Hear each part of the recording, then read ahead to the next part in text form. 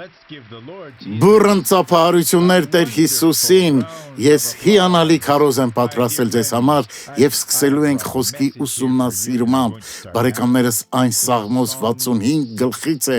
այն շատ յուրահատուկ մաս է, շատ անգամներ եմ ասել, որ Դավիթ թագավորի հանդեպ շատ մեծ հարգանք եմ տածում և երբ ես գնամ դրախտ, փորձելու եմ գտնել նրան, քանի որ նա ինձ շատ է օգնել, նա հիանալի ուղերձներ է թողել մեզ համար, անցած ծառայության ժամանակ խոսում էի 4-րդ խոսքից, եկեք կարդանք նորից, 65:4 Երանի նրան, որ դու ընտրում ես և ընդունում, Հիսուսն է ասել սա, շատ մարդիկ դա չեն հասկանում, որովհետև շատերն են կանչված, բայց քչերը ընտրված, իսկ ինչու դոկտոր Սուարես, որովհետև նրանք ուշադրություն չեն դարձնում, նրանք չեն ուզում գործ անել այնպես, ինչպես պետք է, սա մենք տեսնում ենք զույգ եղբայրների օրինակով, երբ Հակոբը և Եսավը կռվում էին մոր արգանդում, Եսավը պիտի առաջինը ծնվեր, նրանք արդեն մոր արգանդում կռվում էին և Ռեբեկան երբեք չհասկացավ, թե դա ինչ էր, նա հարցնում էր ուրիշ զույգ ունեցողների մայրերին, ձեր զույգերը կռվել են արգանդում,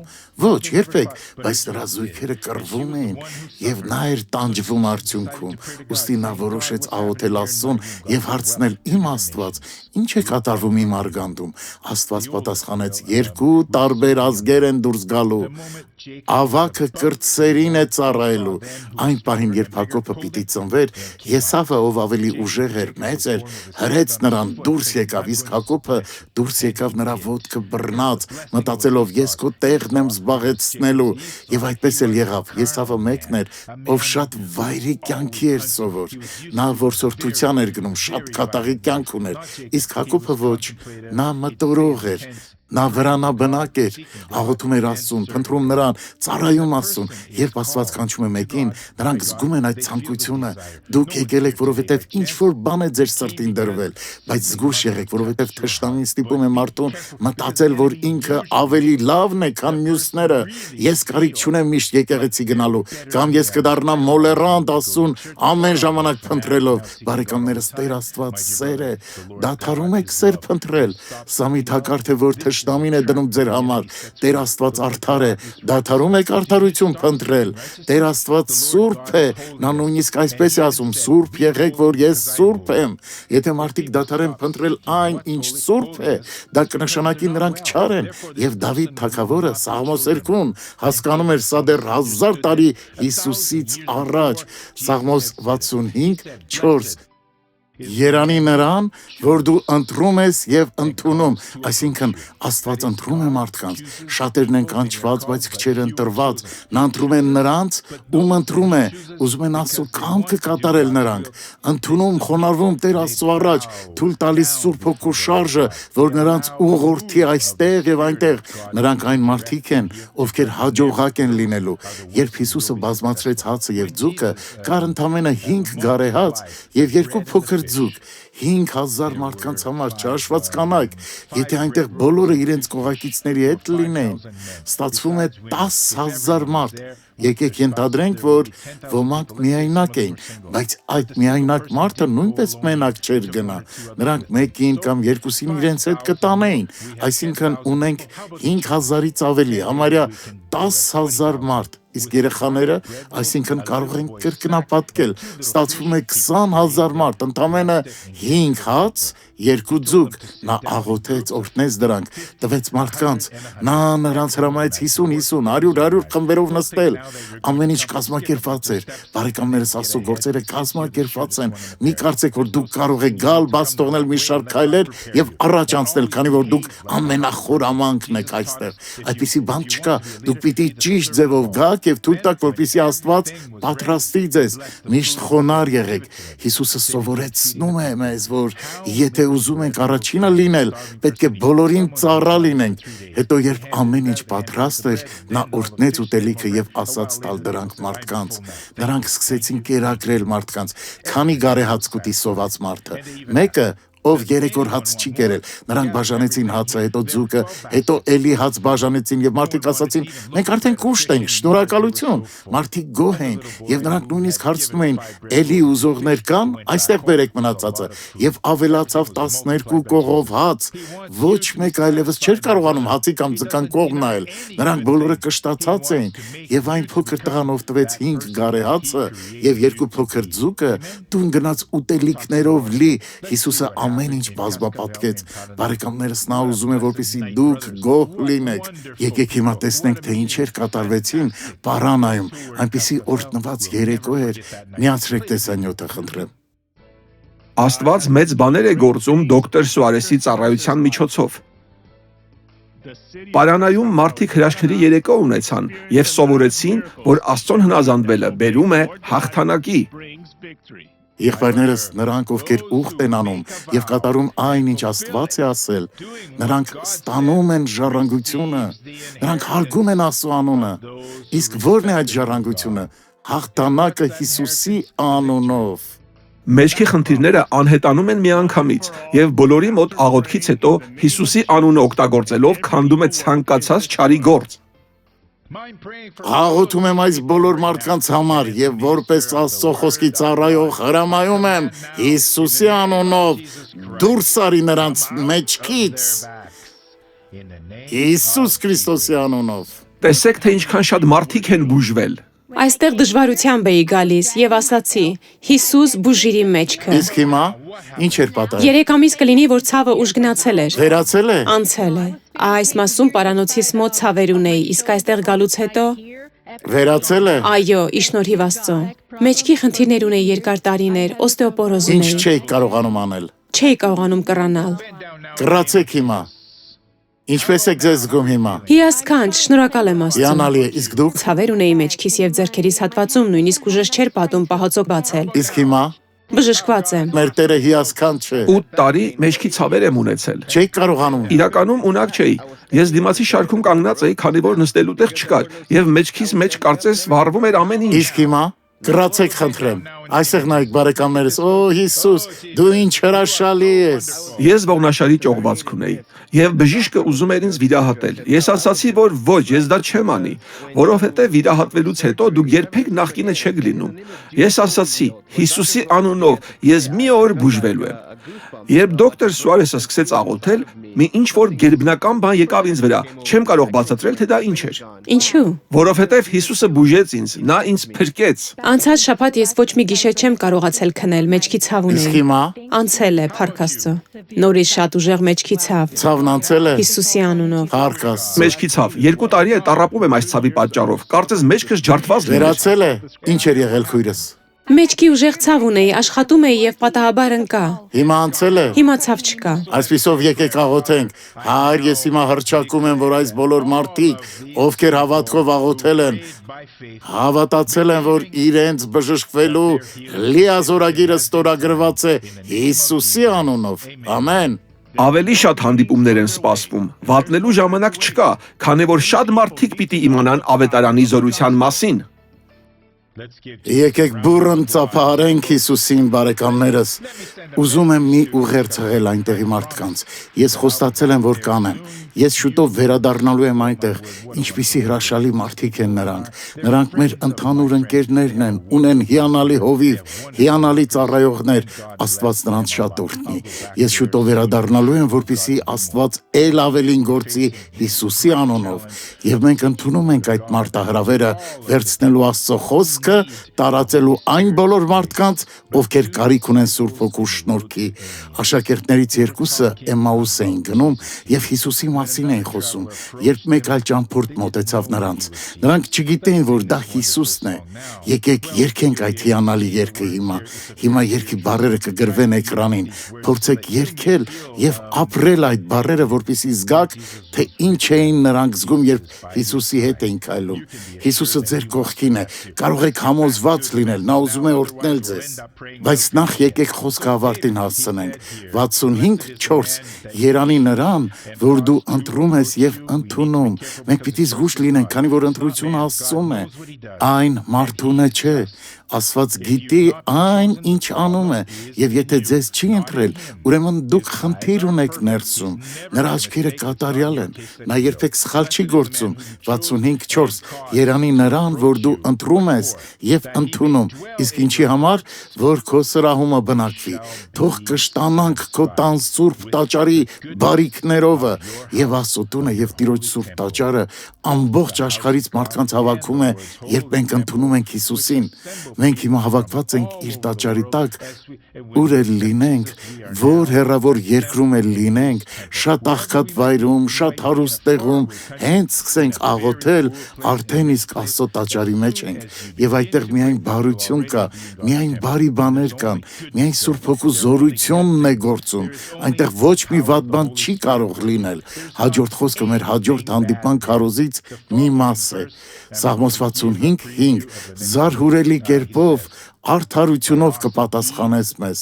Ամուր կարճեք այս խոսքից։ Աստված մեզ չի պատասխանում վախ որած ասելով, թշնամին դա չգիտի, զգույշ եղիր։ Ոչ, Տեր Աստված պատասխանում է մեզ զարհուրելի կերպով, արդարությամբ։ Այն պահին, երբ մենք աղոթում ենք, հասկանում ենք, թե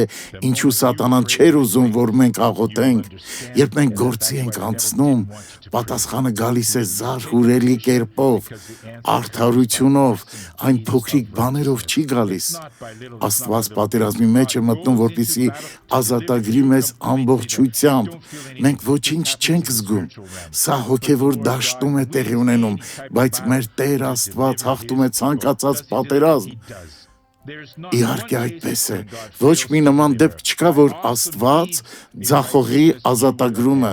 Սաղմոս 65:5 Զարհուրելի կերպով, արդարությունով կպատասխանես մեզ։ Երբեք մի մոռացեք սա, աղոթում եք ուրեմն զարհուրելի կերպով արդարություն կունենանք։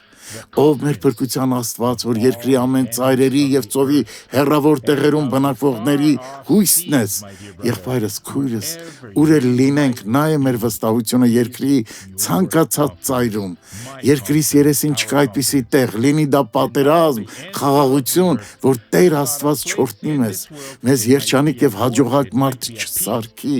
եւ Աստված անկասկած կանի սա մեր կյանքում։ Ում անունով Տեր Հիսուսի։ Հիմա աղոթելու ենք սիրելիներ։ Կարիք ունեք, որպեսզի Տերը վերացնի ձեր սրտի տխրությունը։ Դոկտոր Սուարես, վերջերս շատ տխուր եմ, ընկճված, վիրավորված, մի բան կա, որ չեմ կարողանում մոռանալ։ Դոկտոր Սուարես, ես թշվառ վիճակում եմ, ընկճված եմ, հավերված, ես կյանքի ոչ մի ուրախություն չունեմ։ Եթե այսպիսի որևէ խնդիր ունեք, ոտքի կանգնեք, կաղոթենք ձեզ համար Տեր Հիսուսի անունով, եւ նրանք, ովքեր ֆիզիկական ցավեր ունեն, մարմնի որևէ հատվածում, նույնպես ոտքի ելեք, օրհնելու եմ ձեզ, եւ հոգին, եւ ֆիզիկական մարմինը, նույնը նաեւ տանը գտնվողները տարեք, խոնարհեք գլուխները, փակեք աչքերը, հավատացեք, որովհետեւ եթե չհավատաք, դուք շատ մեծ հնարավորություն բաց կթողնեք։ Այդ խնդիրը, որ ձեզ անհանգստացնում է, այդ ցավը, որ ունեք ֆիզիկական մարմնում կամ հոգում, կավերվի հիմա, որովհետև զարհուրելի արդարությամբ շատ լուրջ գործերով Տերը հիմա պատասխանելու է ձեզ։ Հայր, մենք հիմա միանում ենք աղոթքով, եւ ես գալիս եմ քո առաջ, քո տան բարության եւ քո սուրբ տաճարի շնորհիվ։ Իմ եւ այն բոլոր աղոթքները, որ հավատքով են արված, լսվել են եւ պատասխանվելու են։ Աղոթում եմ ինձ հետ աղոթողներից ամեն մեկի համար, ովքեր խնդիրներ ունեն իրենց հոգու խորքում, դա միգուցե տխրություն է, բարկություն, ընկճվածություն, մելանխոլիա, հուսահատություն, տանջանք, վախ, Տեր Աստված, աղոթում եմ նաև նրանց համար, ովքեր ֆիզիկական խնդիրներ ունեն, մազի ծայրից մինչև ոտքի թաթ, մկանների, նյարդերի, հոդերի, հյուսվածքների հատվածում։ Հայր, աղոթում եմ այն ջիլերի համար, որոնք թուլացել են թևերում, ծնկներում, ազդրերում, ոտքի կոճերում, որտեղ էլ որ լինեն։ Հայր, հիմա ուղղվելու է ամեն ինչ իրենց հոգիներում եւ իրենց ֆիզիկական մարմիններում։ Հրամայելու եմ, որ դուրս գա սատանան, եւ ես համոզված եմ, որ դու հրաշքներ ես գործելու։ Տեր դու զարհուրելի արդարությամբ ես մեզ պատասխանում։ Ուստի հիմա կապում եմ թշնամու ցանկացած չարիք, հիվանդություն, վատ կախվածություններ, աղքատություն, տառապանք, որ ճնշում են այս մարդկանց, եւ ասում եմ. վերցրու այն ամեն ինչ քեզ է պատկանում եւ դուրս արի սատանա։ Ես չեմ խնդրում, պահանջում եմ, վերցրու քո վարակները, բորբոքումները, այն խոչընդոտները, որ այս մարդկանց տալիս ես, հրամայում եմ դուրս արի, վերցրու քո արտրիտը, արտրոզը, տենդինիտը, նեֆրիտը, վերցրու աճառային խնդիրները, ծնկների խնդիրները, ցանկացած հյուսվածքային խնդիր եւ դուրս արի հիմա հրամայում եմ քեզ Աստծո զորությունը գործում է եւ դա զարհուրելի արդարությամբ է գործում մեծ ու զորավոր գործեր որ Աստված մեզ պատասխանում է ցանկացած չարի գործ որ հոգում է կամ մարմնում հրամայում եմ դուրս արի տխրություն մելանխոլիա հուսահատություն Հիսուս Քրիստոսի անունով եւ ասում ենք շնորհակալություն Տեր հավատում եմ ինձ նայեք խնդրում եմ Տեր Աստված պատասխանում է մեզ եթե հավատք ունենք դոկտոր Սուարես իմ ուսի ցավը այնքան ուժեղ էր որ ձեռքս չէի կարողանում բարձրացնել մի վախեցեք բարձրացրեք ձեր երկու ձեռքերը ահա այսպես արեք դա Հիսուսի անունով Բարեկամներս, հենց հիմա պատասխանում է ձեզ, եթե ունակ չեք ծունկը բարձրացնել, արեք դա, եթե ունակ չեք կռանալ, կռացեք, արեք այն ինչ չեք կարողանում անել, մի անգամ արեք, 2-3 անգամ ծալեք ձեր ծնկները, դոկտոր Սուարես, մեջքից չեք կարողանում դիպչել, ուրեմն արեք դա հիմա Հիսուսի անունով, արեք այն ինչ չեք կարողանում նախկինում, մի վախեցեք, ունակ չէի մազերս սանրել, արեք դա, հիմա հոգիների համար ենք խնդրում, ես չեմ ասում կոնկրետ թե ինչ խնդիր է, որովհետև կարող է շատ լուրջ լինել, ես հոգումս խնդիր ունեի, տխուր էի, իսկ հիմա ոչ, ով է օրհնվել այսպիսի խնդիրներից, բարձրացրեք ձեռքերը, այսպես, տեսեք ինչքան մարդիկ կան, ամեն, իսկ ֆիզիկականը, ուզում եմ իմանալ ֆիզիկական ցավից ով է ազատագրվել, իմ ոտքի, ծնկի, ձեռքի ցավը անցել է, բարձրացրեք ձեռքերը, եկեք մի քանի հոգու արագ լսենք հիմա, ինչ էր պատահել ձեզ, քույրս Ի վիճակի չէի թևս բարձրացնել։ Որքան։ Չէի կարող պտտել։ Ինչքան եք բարձրացնում։ Ահա այսքան։ Այդքան քիչ։ Շատ էր ցավում, կարծես ամեն ինչ թուլացած Իսկ հիմա լավ է։ Փառք Աստծուն անցել է։ Վերջերս Աստված շատերի ձեռքերը ոտքերը բժշկում է։ Դուք ինչ կացեք։ Ես հոդախախտումներ ունեի եւ ուսերի ուժգին ցավ։ Հիմա ոչ մի ցավ։ Փառք Աստծուն։ Դուք քույրս։ Մարմինի ցավեր էին, հիմա չկան։ Ամեն։ Նաև անցած անգամ, երբ դուք մի հովի հետ աղոթեցիք հուլիսի 13-ին, իմ թոռը 1 տարի 8 ամիս գործազուրկ էր։ Նա ինժեներ էր, անցած ամիսն աշխատանքի է անցել։ Ո, փառք Աստծո։ Փառք Աստծո։ Ինչ էր պատահել։ Ոտքս ու մկաններս էին։ Ցավն անցել է։ Այո։ Փառք Աստծուն։ Դուք ինչ կացեք քույրս։ Մեջքս էր, ոտքս էլ լրիվ թմրած էր։ Ընդհանրապես չէի զգում։ Ամեն։ Երեք հոգու էլ լսենք ինչ էր պատահել։ Այսպես չէի կարողանում թևով անել, բայց փառք Աստծո հիմա կարող եմ։ Ինչքան ժամանակ է։ 3 ամիս կլինի, ինչ այդպես էր։ Փառք Աստծուն։ Դուք քույրս։ Մեջքի խնդիր ունեի։ Հիմա անցել է վերևում, պատշկամբում։ Թևերի ցավեր ունեի։ Ամեն։ Եկեք այսպես անենք։ Նրանք, ովքեր բժշկվել են, թող երկու ձեռքերը բարձրացնեն ու ասեն. Հիսուս, շնորհակալ ենք։ Եկեք ավարտենք աղոթքը։ Իմ Աստված, չարին արգելված է նորից հետ գալ հավիտյանս Հիսուսի անունով։ Ամեն։ Նստեք խնդրեմ։ Դիտենք իրական կյանքի պատմությունը։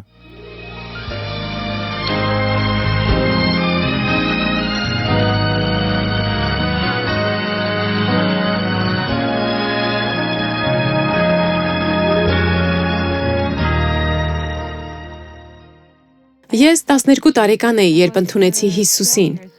Այդ ժամանակ մեկ այլ եկեղեցի էի հաճախում։ Մի օր մենք սկսեցինք դիտել դոկտոր Սուարեսի հավատի հանդես հեռուստացույցով եւ հասկացանք, որ պիտի օգնենք ավետարանել եւ Հիսուսը դպավ իմ սրտին։ Մենք չկարողացանք այն եկեղեցին հաճախել, ուստի զգացի, որ պիտի այս եկեղեցի գամ եւ հովանավոր դառնամ։ Արդեն 8 տարի կլինի, որ Հիսուսը կանչել է ինձ։ Փառք նրան դրա համար։ Երբեք չեմ դադարում նվիրաբերել եւ պատիվ անել։ Վերջին 5 տարին մենք հաճախում ենք արդեն այս եկեղեցին։ Լուսիանան եւ նրա ընտանիքը մի տանն էին ապրում, որը շատ հին էր։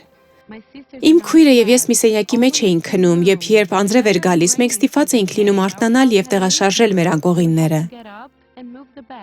Այն տանը, որտեղ մենք ապրում էինք, փայտյա հնացած տուն էր։ Դա իրականում այն տնակն էր, որը մեր ագարակի մեջ էր։ Հետո այն ապամոնտաժեցին, երբ մենք վաճառեցինք մեր տունը։ Այն տեղափոխվեց այստեղ։ Փայտի կտորներ կային, որ պակասում էին, ապակիներ կային, որ տարբեր չափսերի էին։ Ձմռանը շատ էինք տանջվում, քանի որ ցուրտը բաց արանքներից ներս էր մտնում, իսկ տանիքը ընդհանրապես նորոգված չէր բացարձակ։ Հայրս միշտ ասում էր, որ հարմարավետություն է ուզում, բայց մենք միջոցներ չունեինք։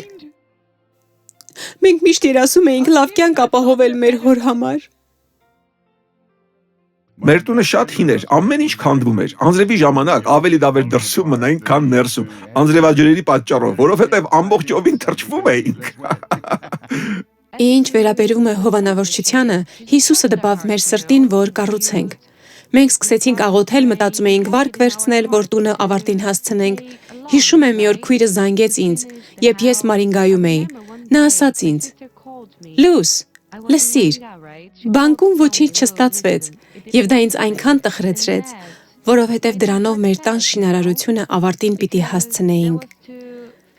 Բայց այն, ինչ Հիսուսը ուներ պատրաստած, ավելին էր։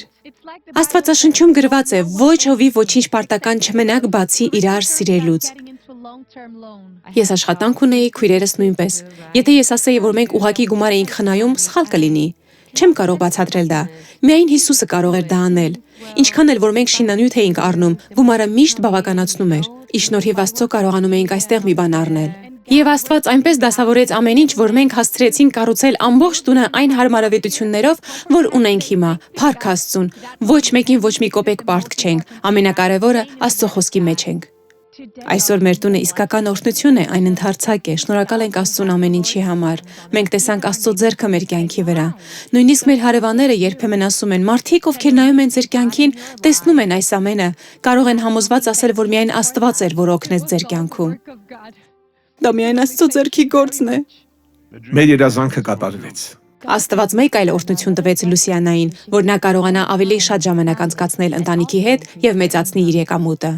Հիսուսը սրտումս դրեց վարսահարդար դառնալու կուրսերի մասնակցել։ Շնորհակալ եմ Աստծուն, որ այսօր ես վարսահարդար եմ։ Ուրիշների համար այլևս չեմ աշխատում, ինքս իմ համար եմ աշխատում։ Գեղեցկության սրահը բացելուց հետո իմ հաճախորդները շատ հավատարիմ են ինձ։ Օրհնություն է սա։ Ֆինանսները օրհնություն են։ Աստծո շնորհիվ է այս ամենը։ Նա հավատարիմ է մեզ, նա էլ մեզ է պատիվ անում։ Օ Հիսուս, դու հիանալի ես։ Երբեմն եղբայրներ նայում ենք ոմանց ու մտածում, նրանք լավ կյանք ունեն, իսկ նրանց տանիքից կաթում էր, տունը փոքր էր, բայց Տերը կանչեց նրանց իր գործին աջակցելու համար։ Աստված չի մոռանում նրանց, ովքեր պատվում են իրեն։ Քույրը ասաց, քանի որ չեն կարողանում այդ եկեղեցին այցելել, ուրեմն հովանավոր կլինենք դրա համար, եւ նրանք սկսեցին հովանավորել մեզ, եւ այսօր մենք իրականում հասնում ենք ավելի քան 173 ազգերի, միլիոնավոր մարդիկ լսում են ավետարանի քաղցր ուղերձը, որովհետև մեկը կա, ով հովանավորում է, օգնում է, եւ մենք շնորհակալ ենք Աստծուն այս գեղեցիկ գործի համար։ Շատերը օրհնվում են եւ Աստված դեռ շատ ու շատ օրհնություններ ունի։ Հիմա եկեք առաջին հարցը լսենք։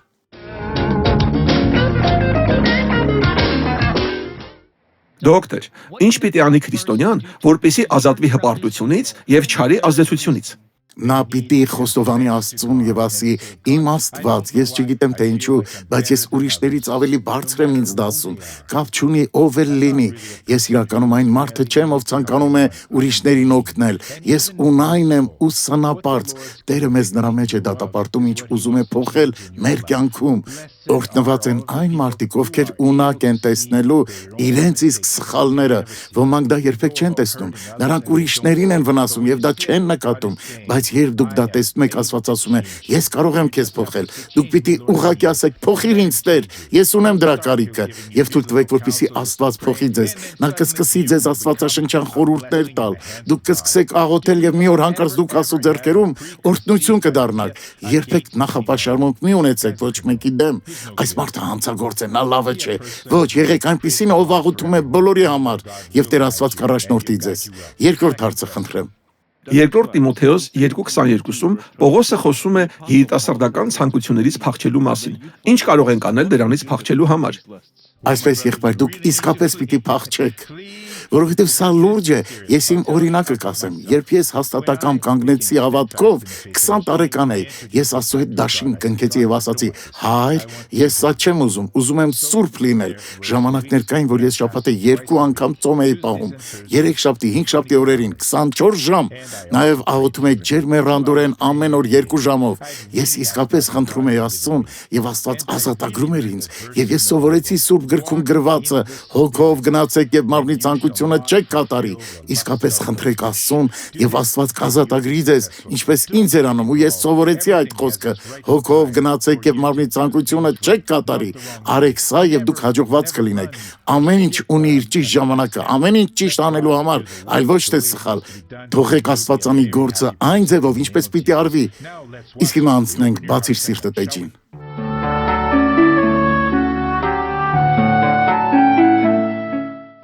Դոկտոր Սուարեզ, ես այրի եմ եւ շատ դժվարությունների միջով եմ անցնում որդուս հետ։